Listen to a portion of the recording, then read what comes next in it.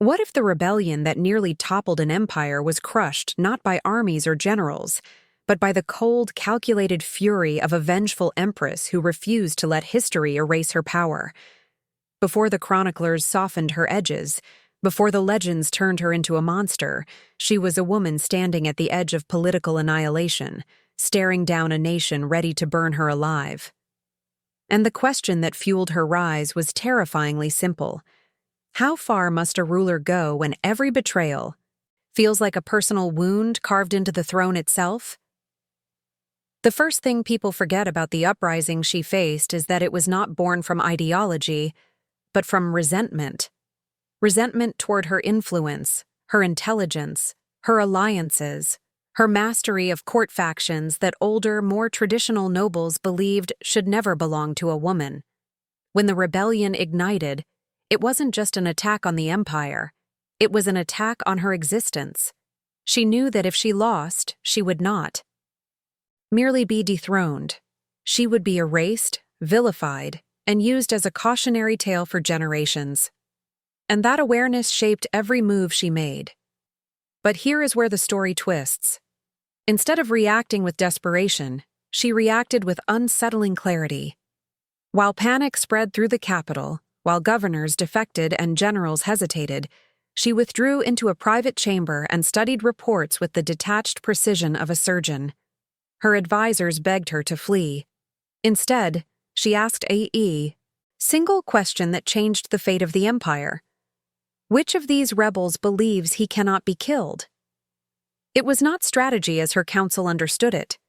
It was psychological warfare, aimed not at crushing armies, but at shattering the identity of those who led them. And as whispers of her intentions leaked beyond the palace walls, something strange happened. People who had mocked her began to fear her. People who had underestimated her began to imagine what she was capable of doing. Even among the rebels, rumors spread that she possessed knowledge forbidden to ordinary rulers, rituals inherited from forgotten dynasties, and a capacity for vengeance that went far beyond the battlefield. Whether those rumors were true was irrelevant. The fear they created was real, and she wielded that fear like a blade. Yet behind that rising aura of dread, there was something more human and far more dangerous. She remembered the humiliations she endured before taking power. The slanders, whispered in council halls, the forged letters meant to discredit her, the noble families who promised loyalty only to attempt poisoning her household. Every betrayal fed a quiet resolve inside her, a resolve the rebellion had just awakened fully. She was not fighting for territory. She was fighting to rewrite the rules of authority in an empire that had never allowed a woman to rule without constant sabotage. What you are about to uncover is how a single empress transformed personal wounds into state strategy, and how her fury reshaped the fate of millions.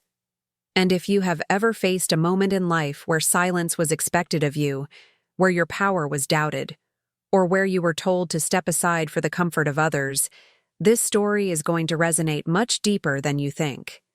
You already sense that the truth behind her victory is far darker, far sharper, far more calculated than any legend admits.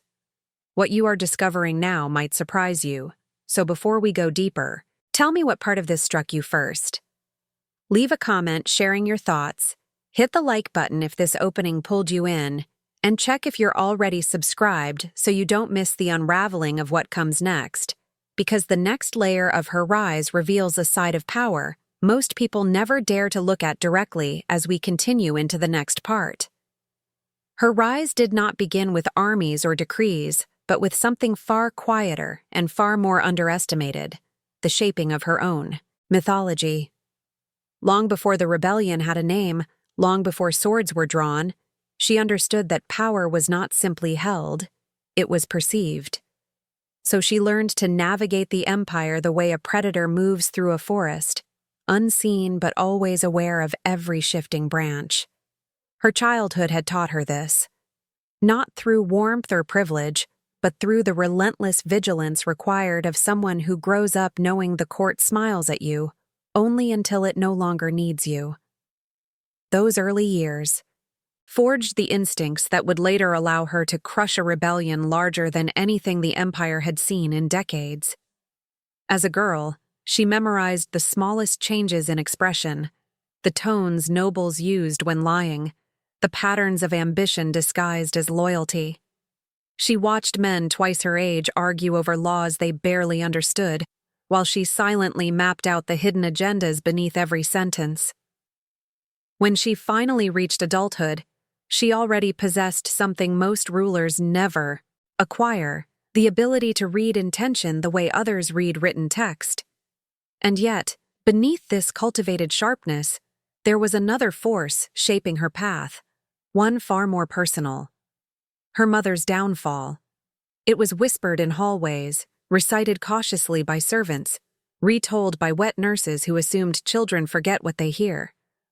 But she never forgot. She remembered the night torches surrounded her home, the crackling sound of boots on stone, the metallic clatter of soldiers searching for proof of treason that never existed. She remembered her mother refusing to kneel, and she remembered the moment the Empire punished that refusal. That memory became the anchor of her worldview. It taught her that mercy was a currency no one paid back, that innocence was irrelevant once power decided guilt, and that survival required an allegiance not to fairness, but to foresight. When she eventually married into the imperial line, she did not do so with romantic illusions. She did it knowing that being close to the throne meant being close to danger, but it also meant having access to the one realm where her intelligence could no longer be dismissed: policy, succession, military planning, and the Empire's network of informants. The nobles underestimated her because she didn't flaunt her capabilities. She used subtle influence, quiet redirections, whispers placed in the right ears at the right moments. By the time they noticed how much she'd shaped imperial decisions, it was too late. She had become indispensable. Advisors sought her judgment. Generals discussed campaigns with her. Governors requested her mediation. She didn't seize authority. She became the only person competent enough to guide it. But the Empire's gratitude was thin, fragile. Influence in public made her a target in private. Some envied her reach. Others feared what a mind like hers could accomplish. These simmering resentments formed the foundation of the rebellion long before any soldier raised a banner. Men who had failed in their own ambitions blamed her for their miscalculations. Families who had lost imperial favor whispered that her rise was unnatural. They painted her not as brilliant, but manipulative. Not as strategic, but dangerous. Not as insightful, but cursed. And she heard every rumor. Not because they said them in front of her, but because she had already constructed a network capable of listening through walls. This web of informants became her first true weapon. Long before swords or torches illuminated the era of revolt. She learned who plotted in secret gatherings, who financed provocateurs at the borders, and who believed the Empire would crumble if a woman guided its future. But instead of confronting these early enemies, she watched them grow bold, exposing themselves, revealing their methods, building the very rebellion she would later destroy. And as she observed their growing arrogance, she began shaping a plan not to stop them too early, but to let them expose every weakness they possessed, every ally they depended on, and every fear she could later weaponize, setting the stage for the first crack in their uprising as we move deeper into her transformation from political outsider to the unseen architect of survival. The rebellion did not ignite in a single moment of outrage. It spread like a slow fever, carried by men who mistook resentment for righteousness. At first, it existed in coded letters exchanged between provincial elites. Then, in clandestine gatherings where exiled generals told embellished stories of past glories, convincing themselves they deserved a future shaped by their unfinished ambitions. It grew in the borderlands, where soldiers stationed far from the capital began to believe the Empire favored the Empress more than the commanders who had trained them. And by the time these grievances converged into a unified force, the flames were already licking the edges of the Empire's control. But what the rebels never realized was that she had seen this coming long before they imagined themselves revolutionaries.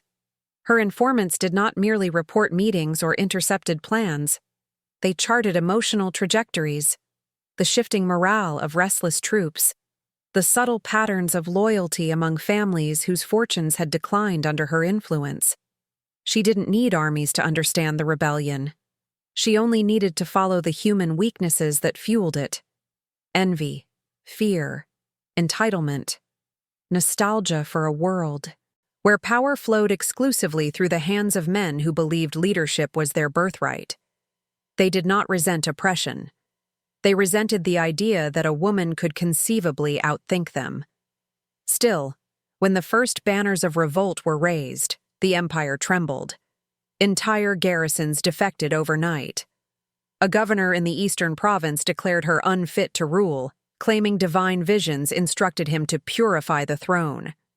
In the north, deserters seized control of armories and distributed weapons to anyone willing to take an oath, promising to restore the natural order. Even in the capital, whispers spread like smoke. Not that she was weak, but that her intellect had made her too dangerous. It was the most revealing detail of all. The rebellion feared her, not because she lacked ability, but because she possessed too much. Her council panicked. Maps were scattered across the war table. Arguments erupted between generals who had never fought a coordinated enemy before. They expected her to retreat into ceremonial functions, leaving military strategy to them.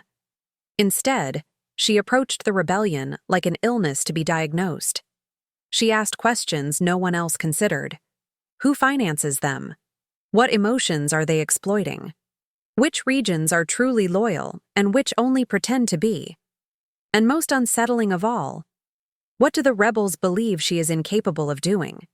This was the key. Understanding their perception allowed her to weaponize it. The rebels believed she would avoid direct confrontation, that she would cling to defensive fortifications, that she would attempt negotiation to preserve her image as a ruler of reason. They counted on compassion. They anticipated hesitation. They assumed her desire for stability would restrain her from striking decisively. They were wrong. But she did not correct them immediately. Instead, she allowed those assumptions to shape their movements. She let them advance into territories she had already emptied of resources. She let them take cities where her agents remained undercover. She let them grow confident enough to expose their internal fractures. Every step they took into what they believed was triumph was actually territory she had mapped in advance, territory she intended to let them overextend until they mistook vulnerability for momentum. And while she maintained her outward calm, she was already studying the rebellion's leaders the way a physician studies symptoms. She noticed which ones craved attention, which ones feared losing authority within their own ranks, which ones relied on superstition rather than strategy. These weaknesses were not military targets. They were psychological pressure points. And she planned to press each one with the precision of someone who understood that wars are not won by numbers alone, but by unraveling the confidence of those who believe themselves chosen to lead. By the time the rebels declared themselves the rightful government, believing victory inevitable, she had already prepared the first invisible blow, one that would destabilize their unity long before the first sword fell, guiding the Empire toward the dark turning point that would soon redefine her legacy. What the rebels never understood was that their greatest weakness emerged the moment they believed themselves inevitable. As their self-proclaimed government formed councils, issued decrees, and styled themselves as saviors of the Empire, they overlooked the one force that quietly hollowed their foundations from within: doubt. Not doubt in their cause, but doubt in one another. And she knew exactly how to feed that fracture. Her first strike was not a battle, not an ambush, not even a threat delivered through emissaries. It was a whisper, meticulously placed, designed to shift the balance of trust inside the rebel ranks.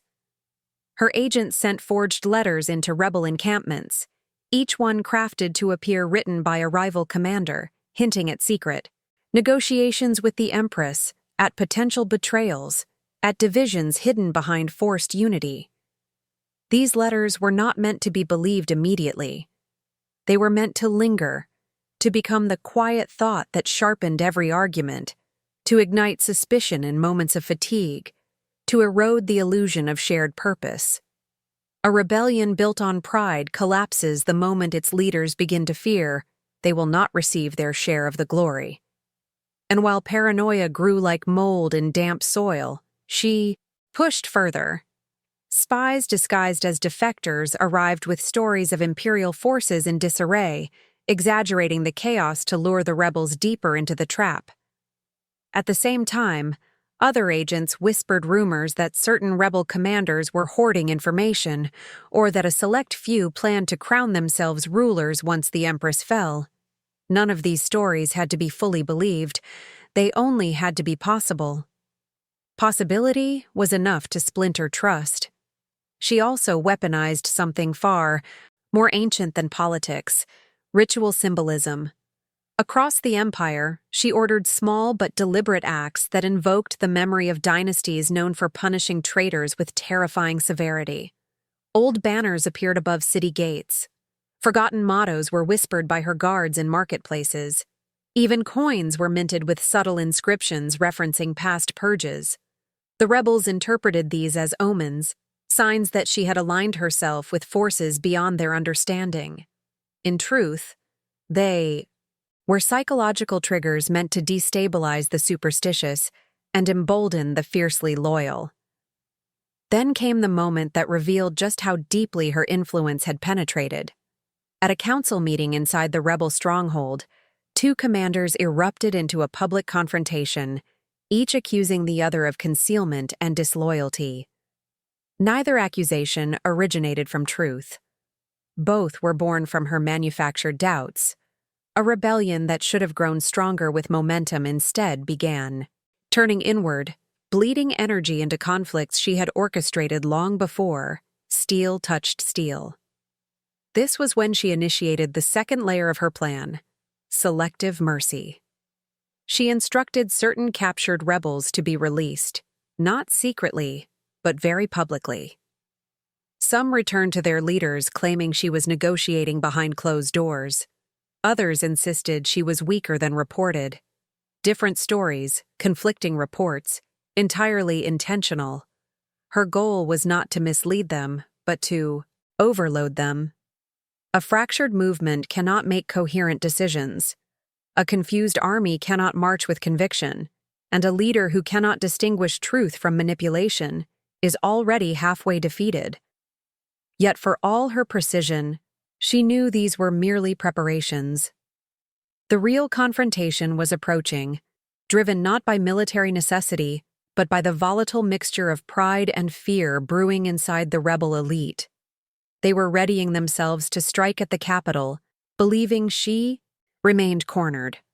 They had no idea that she had spent months constructing a psychological battlefield they were already losing.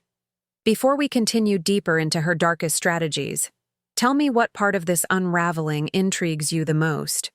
Leave a comment sharing your thoughts so I can see how this story is landing for you, and let me know which detail caught you off guard as we move forward. The rebels believed their advance on the capital would be the decisive moment, the strike that would finally shatter her authority and cement their vision of a restored empire. But what they mistook for opportunity was actually the exact scenario she had engineered. Every step they took toward the heart of the realm unfolded exactly as she predicted. She understood something they never considered. A rebellion gains confidence by believing it has momentum, yet momentum without clarity is the perfect condition for manipulation. And so, she let them march. As the rebel forces approached the central provinces, they found strange contradictions. Some villages welcomed them eagerly, swearing allegiance to their cause. Others remained eerily silent, neither resisting nor embracing them.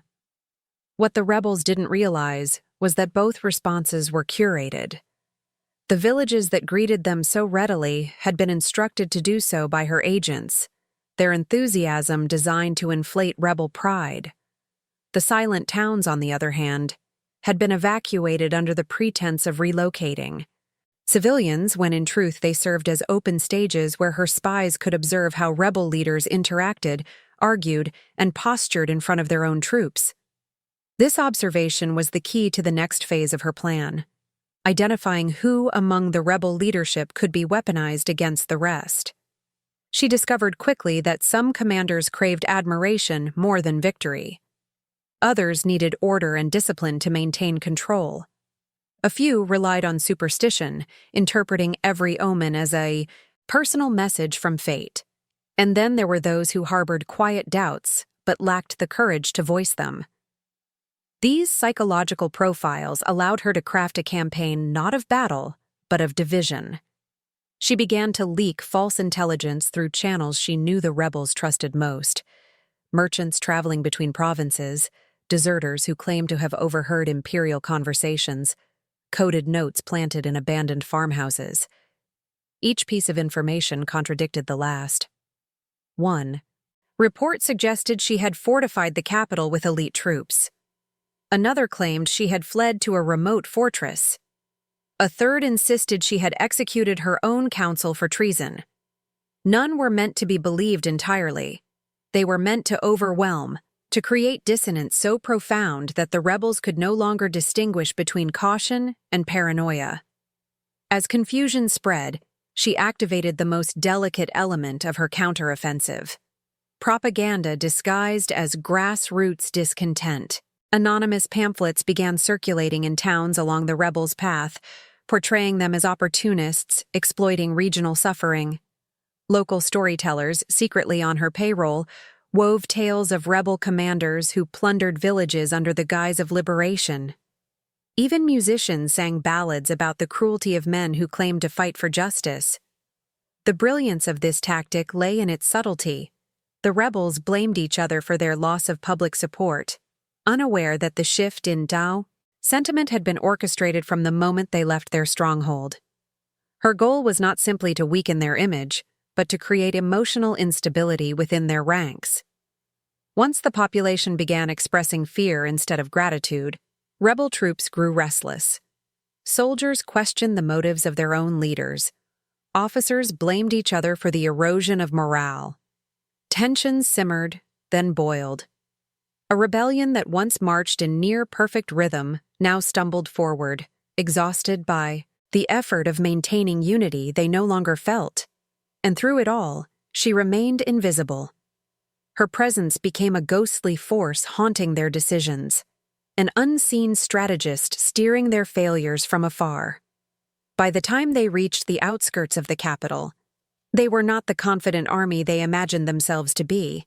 They were fractured, uncertain, and dangerously susceptible to the final blow she had been preparing in silence. Her next move would not only expose their vulnerabilities, but force them into a confrontation they were emotionally unprepared to face, tightening the net around them as her shadow grew larger in their minds. By the time the rebels reached the capital's outskirts, the battlefield they believed awaited them had already shifted beneath their feet. They expected fortified walls, legions of soldiers, desperate defenses. Instead, they found stillness, a quiet so deliberate it disoriented even the most seasoned commanders. No ambushes, no arrows, no imperial banners lining the horizon. It felt less like an enemy waiting to fight and more like an empire holding its breath. And that was precisely the effect she intended. Their instincts warned them something was wrong, but pride kept them advancing. She had spent months cultivating that pride, shaping it like metal under heat. The more they believed she was cornered, the more they mistook caution for cowardice. Now, standing before a silent capital, they interpreted the quiet as proof of her fear. Yet every step they took toward the gate brought them closer to a trap assembled not from steel, but from human nature itself. The Empress had no interest in meeting them strength to strength on open ground. Her weapon was misdirection, timing, and the fragility hidden inside men who thought themselves invincible. Inside the capital, she moved like the conductor of an unseen orchestra. Loyalists were strategically positioned not to defend the city, but to channel the rebels into narrow corridors once they breached the outer gates. Civilians had been relocated in advance, preventing collateral chaos and giving her full control over the psychological landscape. She transformed the streets into a maze of uncertainty, ensuring that every rebel unit that entered encountered a different version of the city's silence. Some heard distant chanting, others saw deserted markets. A few glimpsed shadows slipping across rooftops, carefully staged apparitions meant to unsettle their confidence. Yet her most devastating maneuver came from alliances no one expected.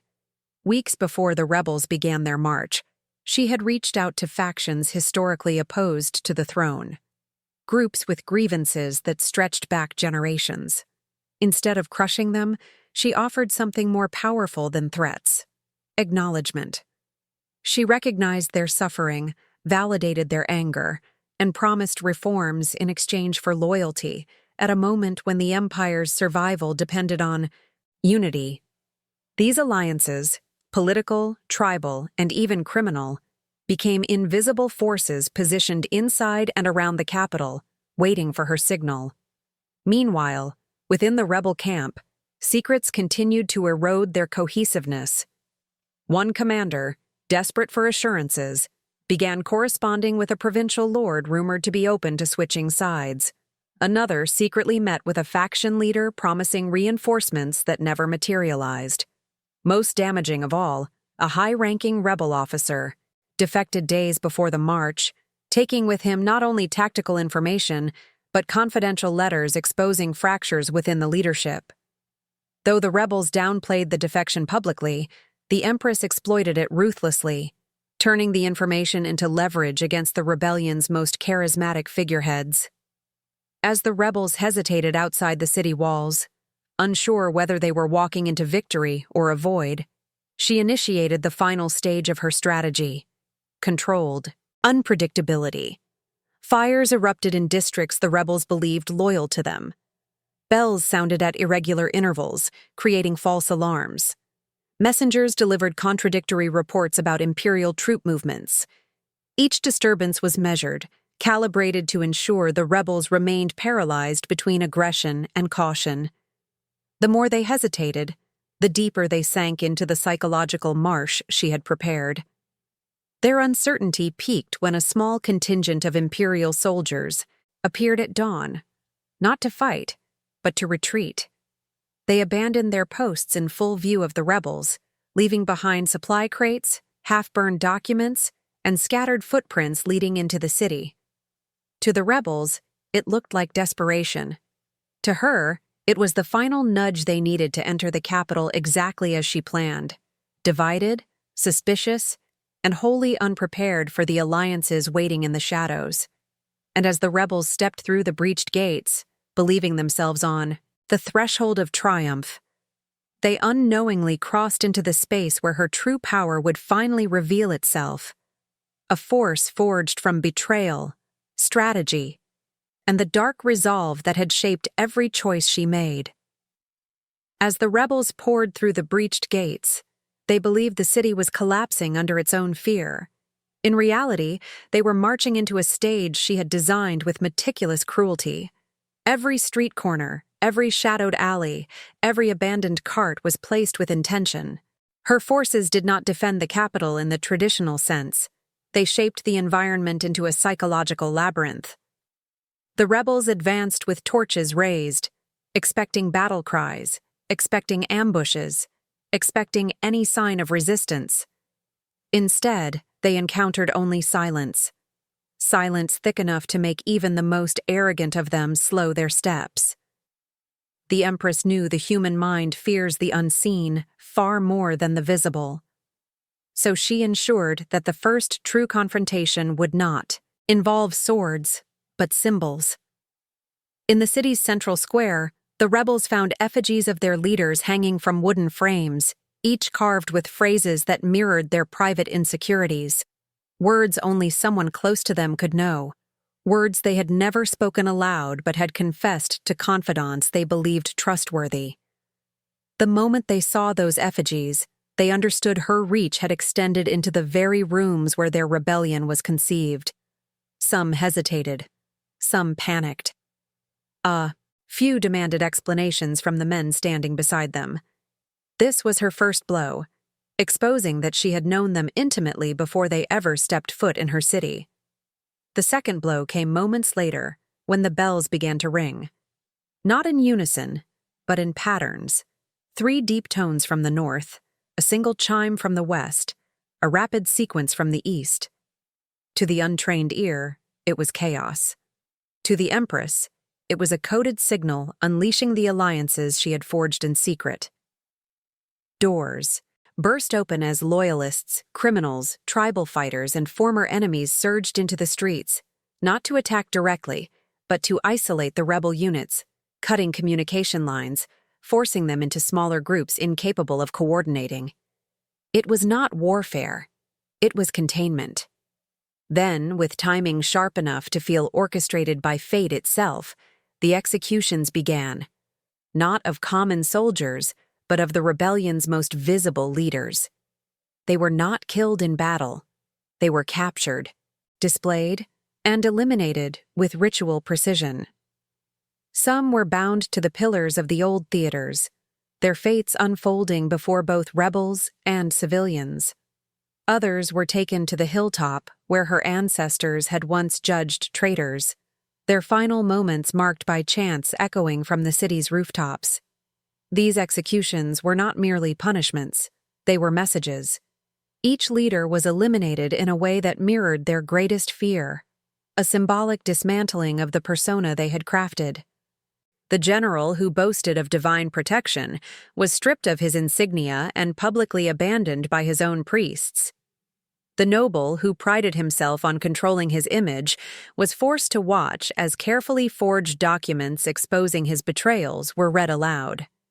The rebel strategist who swore he could not be outmaneuvered was executed on the very map he claimed guaranteed victory. These acts were not only retribution, they were theater. The Empress understood that cruelty, when executed with precision, becomes a tool of governance. As the rebels witnessed the destruction of their icons, their confidence imploded. Men who had marched proudly hours earlier now clung to alley walls, hiding behind broken carts, arguing in frantic whispers. Some attempted to flee the city, others begged for mercy. Many simply collapsed under the weight of realizing they had never been the hunters. They had always been the prey. And still, she had not yet shown herself.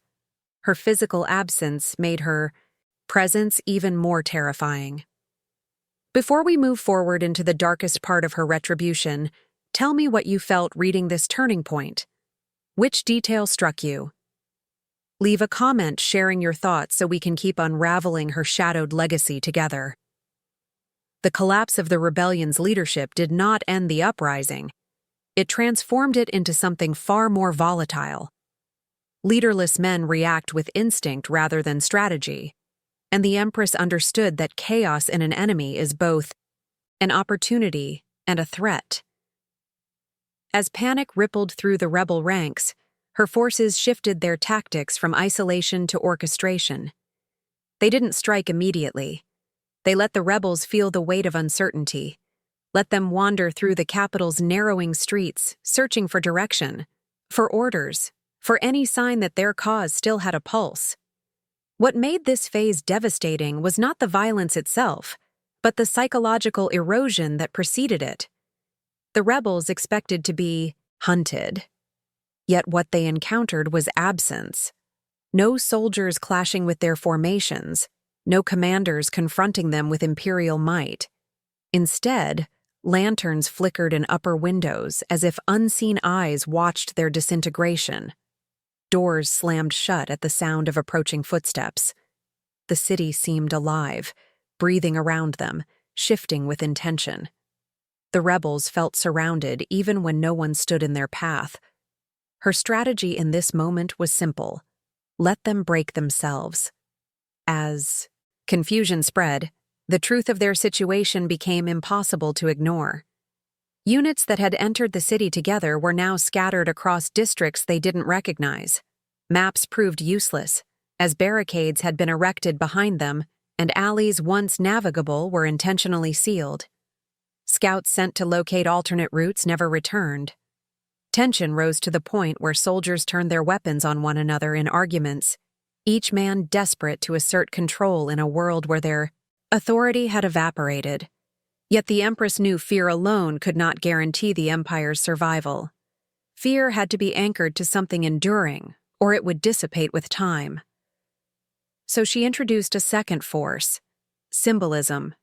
Throughout the night, her loyalists lit pyres in specific patterns across the city's towers, an arrangement that mirrored an ancient constellation associated with imperial justice. These flames did more than illuminate the battlefield. They reminded civilians of who protected them and reminded the rebels of who truly commanded the narrative of the realm. This was the turning point.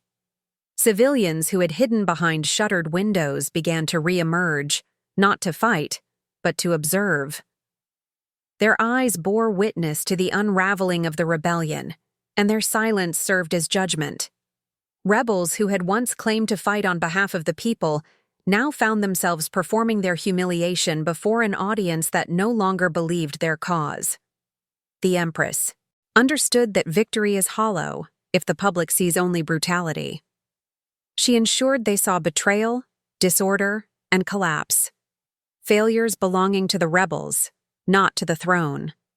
Then came her next calculated move: selective enlightenment. She allowed certain captured rebels to speak publicly, offering confessions that revealed the hidden fractures within the uprising. Some confessed out of fear, others out of desperation for mercy. But all delivered a message that reshaped the public understanding of the conflict. They admitted to divisions, to rival ambitions, to secret deals made without the knowledge of their soldiers. They exposed the rebellion not as a unified movement, but as a collection of self-serving agendas. This revelation, broadcast through the capital by runners and criers, eroded the last shreds of rebel morale. Even the environment seemed to conspire with her. As night deepened, fog rolled in from the river, muffling distant footsteps, turning torchlight into eerie halos. The rebels stumbled through it like ghosts searching for their own graves. The Empress's forces used the fog as cover, repositioning without detection, tightening the invisible net around the remaining pockets of resistance. Every shadow felt hostile. Every echo felt like a warning. The city became a psychological weapon, and she wielded it with mastery. By dawn, many rebels no longer sought victory. They sought escape. But escape was no longer possible. The capital, once a symbol of imperial vulnerability, had become a cage designed to extract the last remnants of hope from those who dared to challenge her authority. And as the rising sun revealed the silhouettes of her loyalist formations surrounding the final strongholds of resistance, the next chapter of her retribution began to take shape, sharper and colder than anything that had come before. By the time the sun rose, the rebellion was no longer an army. It was a scattering of frightened factions clinging to whatever scraps of authority they still believed they possessed. Their banners, once symbols of unity, now hung torn and stained, fluttering weakly in alleys where soldiers hid rather than fought. The Empress had achieved something far more devastating than a military victory. She had shattered the rebellion's identity. And without identity, even the most impassioned cause becomes dust. From her vantage point inside the palace, she watched the final unraveling with a calm that unnerved even her closest advisors. To them, the rebels were cornered enemies, but to her they were lessons. Lessons about ambition, loyalty, fear, and the fragility of power when built on false conviction. She had no desire to end the uprising quickly. A swift execution would grant them martyrdom. What she wanted instead was exposure, the slow peeling back of illusions until the rebellion's true nature stood naked before the empire. To achieve this, she ordered her forces not to storm the last defensive positions, but to surround them with calculated distance. The rebels found themselves trapped in plazas and courtyards, unable to advance, unable to retreat, forced into standoffs that stretched painfully through the morning. Each hour that passed stripped away another layer of their nerve. Supplies dwindled, communication broke down, arguments erupted between commanders, each blaming the other for failures they could no longer deny. Men who had sworn oaths of loyalty cracked under the pressure, revealing secrets, strategies, and betrayals. She paid close attention to these fractures. Through carefully positioned scouts, she learned which commanders still believed in the cause, which ones hoped for surrender, and which ones considered mutiny. These insights became the foundation of her next maneuver, turning the rebels against their own legacy. Her advisors expected a decisive attack, but she refused. Instead, she orchestrated an information assault. Messengers carrying fabricated letters slipped into rebel territory. Some letters detailed supposed negotiations between rival commanders. Others implied entire units planned to defect. A few hinted that the Empress herself had formed alliances with rebel leaders behind closed doors. None of these claims had to be fully believed. They simply had to generate suspicion. And suspicion bloomed like a poison. Soldiers refused to follow orders. Officers questioned the loyalty of their peers. Some rebels abandoned their posts entirely, vanishing into the labyrinth of the city in hopes of blending with civilians. Others tried to rally their men, but the words fell flat. No speech could revive a cause that no longer knew what it stood for. What made this collapse extraordinary was that the Empress had achieved it without lifting her sword. Her mastery lay not in force, but in the manipulation of fear, perception, and ego, the invisible forces that determine whether an army fights or flees. Civilians watched from windows and balconies, witnessing the rebellion dissolve into internal conflict. The narrative shifted effortlessly. The rebels were no longer heroes or liberators. They were desperate men fighting shadows of their own making. The Empress understood that public perception was the final battlefield.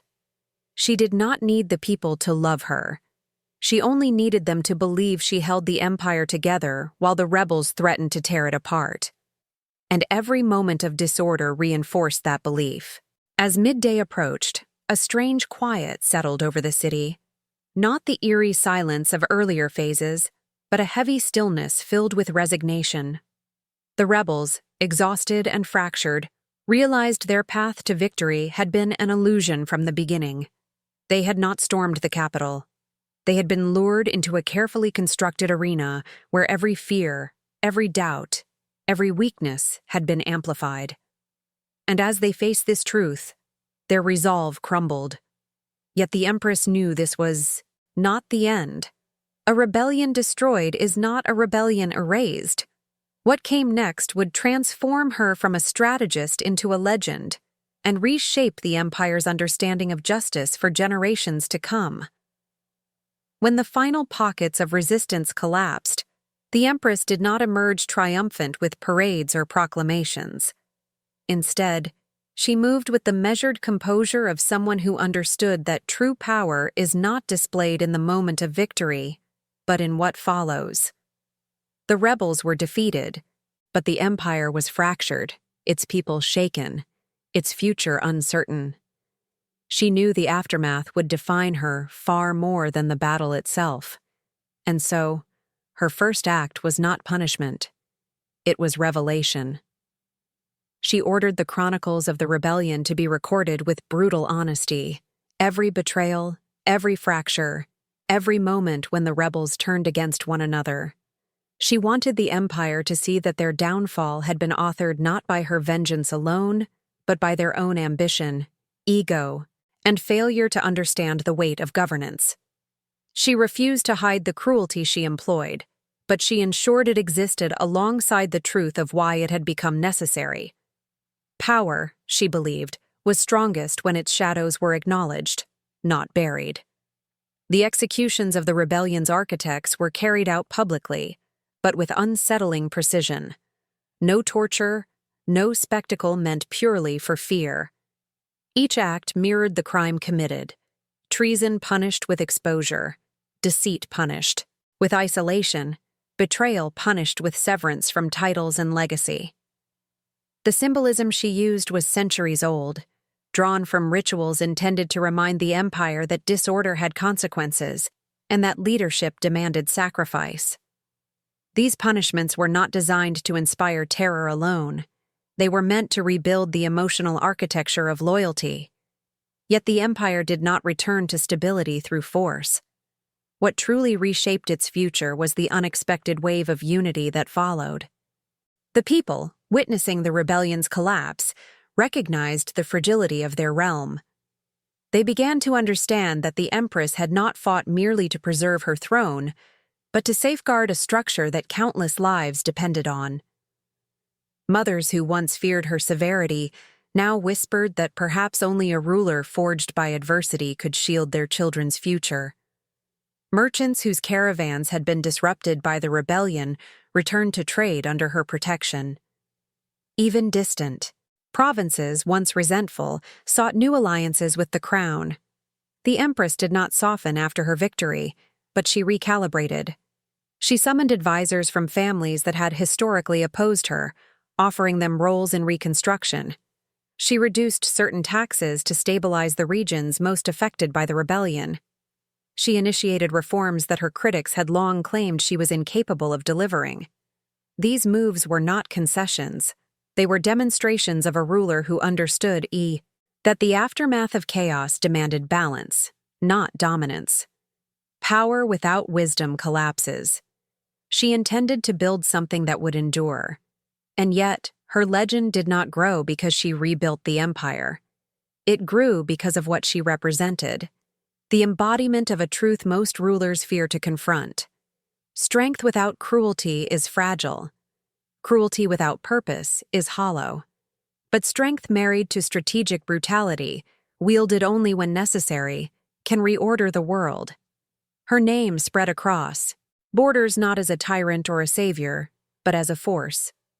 Scholars debated her ethics, generals studied her maneuvers, and rebels in future generations whispered her story as a warning.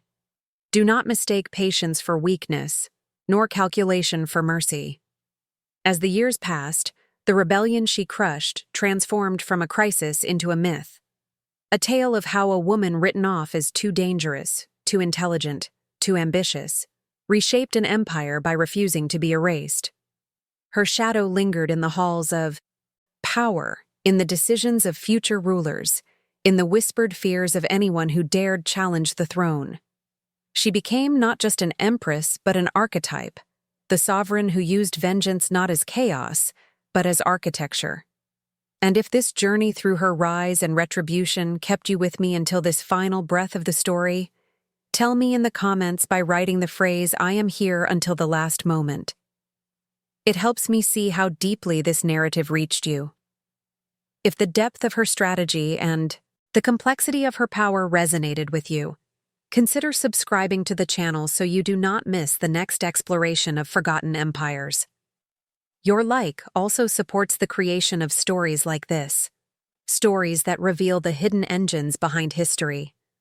And when you are ready to continue, there is another video waiting on the side that expands these themes even further. Go ahead and follow that path as we carry this momentum into the next chapter of our journey.